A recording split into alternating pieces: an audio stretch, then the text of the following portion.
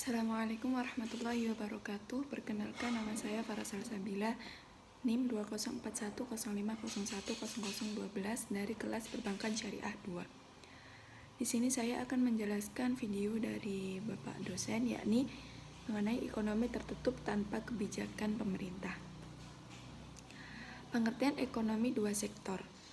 Perekonomian dua sektor adalah perekonomian yang terdiri dari sektor rumah tangga dan perusahaan.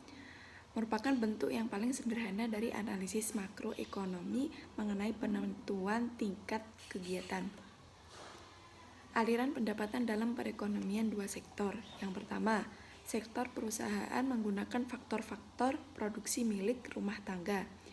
Yang kedua, sebagian besar pendapatan yang diterima rumah tangga akan digunakan untuk konsumsi.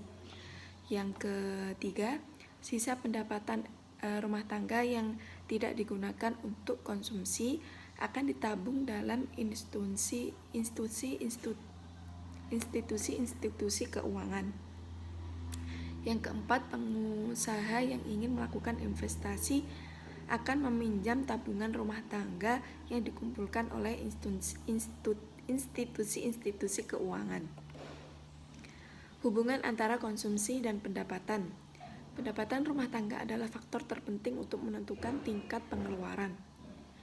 Investasi meliputi pengeluaran untuk yang pertama, pembelian barang modal, yaitu mesin-mesin dan peralatan produksi lain untuk mendirikan berbagai jenis industri dari perusahaan. Yang kedua, penggantian barang-barang modal yang telah didepresiasikan. Yang ketiga, pengeluaran untuk bangunan kantor, pabrik. Yang keempat, pertambahan nilai stok barang-barang yang belum terjual. Jumlah investasi tersebut disebut investasi bruto, sedangkan investasi neto didapat dari investasi bruto dikurangi depresiasi.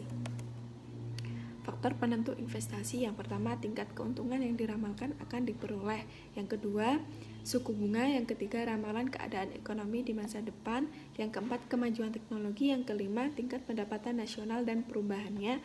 Yang terakhir, keuntungan yang diperoleh perusahaan-perusahaan. Fungsi investasi. Fungsi investasi otonomi. Investasi yang besarnya tetap atau sejenis investasi yang tidak terpengaruh dengan besarnya pendapatan.